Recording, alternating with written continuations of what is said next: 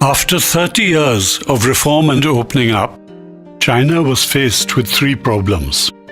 First, huge foreign exchange trade surpluses.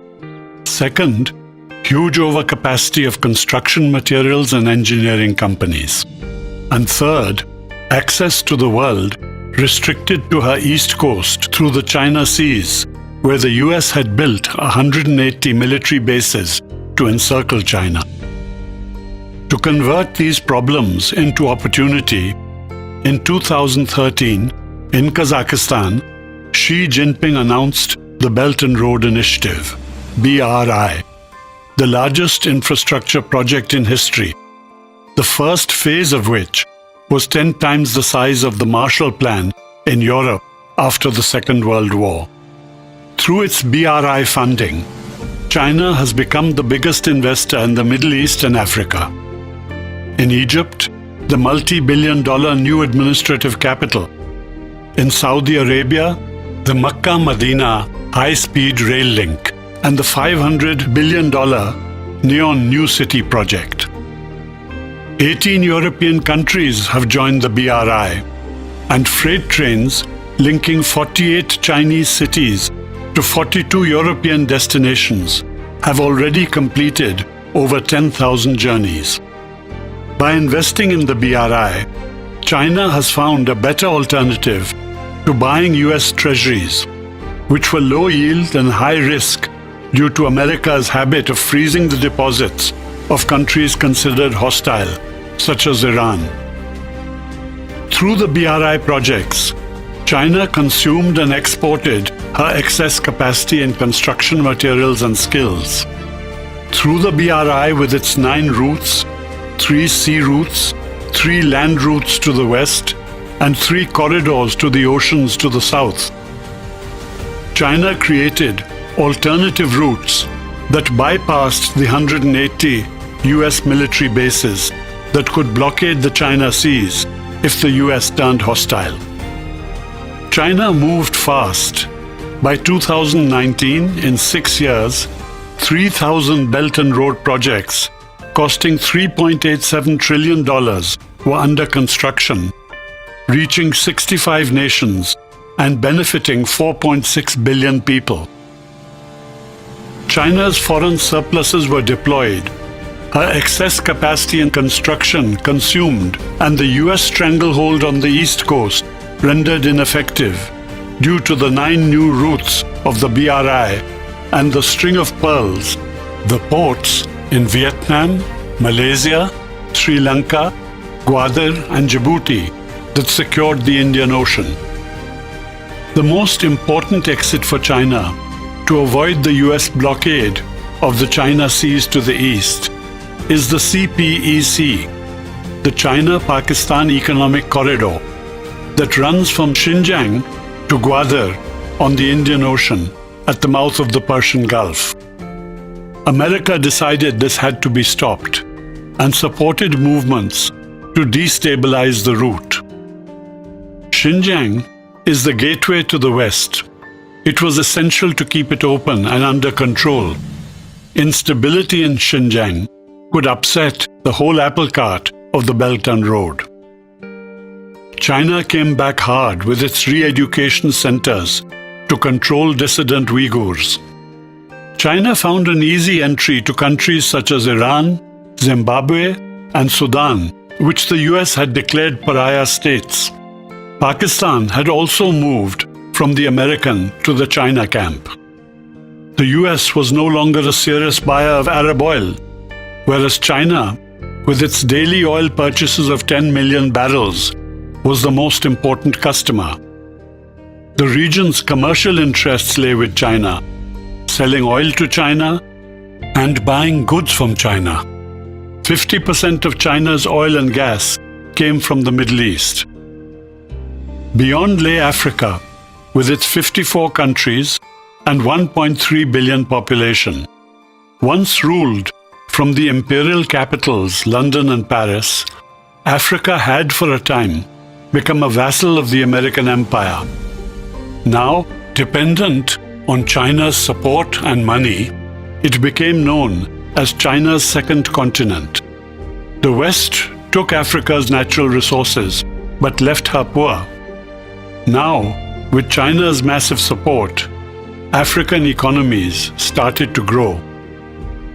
With Chinese money came Chinese infrastructure projects, China's oil purchases, and China's armament sales.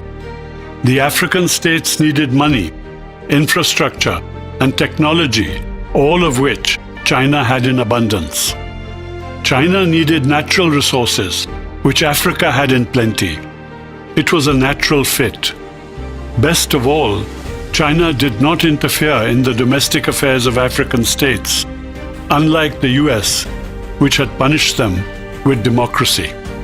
The countries that most benefited from their relationship with China were Angola, South Africa, Nigeria, Ethiopia, and Rwanda.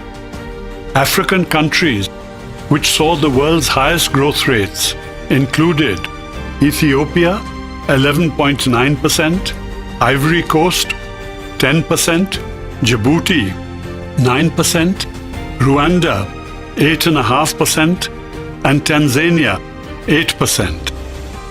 Cecil Rhodes was an imperialist tycoon who dominated African business in the 19th century. He died leaving a fortune of £6 million, equivalent to $1 billion in today's currency.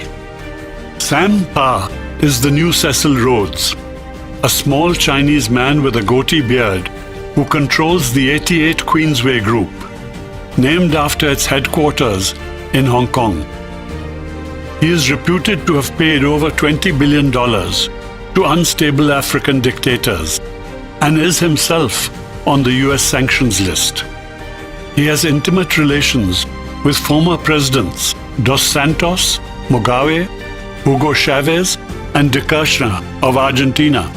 His companies, China Sonangol and China International Funds, have spread their tentacles all over Africa and beyond. The mysterious Sam Pa owns the JP Morgan building in New York, airlines in Tanzania, oil and gas fields in Indonesia, and interests in Côte d'Ivoire, North Korea, Nigeria, Mozambique, and Russia. His companies dominate the oil industry in Angola, which exports more oil to China than Kuwait and the UAE combined. Rwanda is best remembered for its 100 days of slaughter when Hutus killed 800,000 Tutsis in a rampage of genocide. Today, under Paul Kagame, the brilliant Tutsi general who emerged as leader, Rwanda is the star practitioner of the China Way in Africa. Rwanda has been called the Singapore of Africa, with the least corruption, security of life and property, the cleanest cities, and the most business-friendly government. Like Lee's Singapore, Kagame runs a police state, rejects Western notions of democracy, and prefers to follow the Chinese government principles of merit and stability to ensure fast progress. And it has worked. Bill Clinton calls him one of the greatest leaders of our time. Hutus and Tutsis live in peace. 56% of his parliament members are women. A quarter of his budget is spent on education. He does not accept loans from the World Bank. Rwanda has a Chinese-speaking, Chinese-trained military brigade. Rwanda has less murders as a percentage of her population than the United States.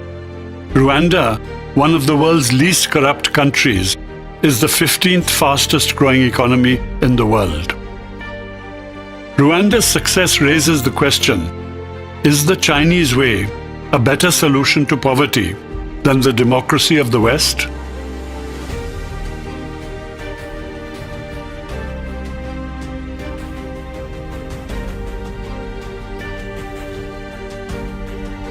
The China-US relations moved from enmity in the Korean War to an alliance against the USSR after the historic Nixon-Mao meeting in 1972.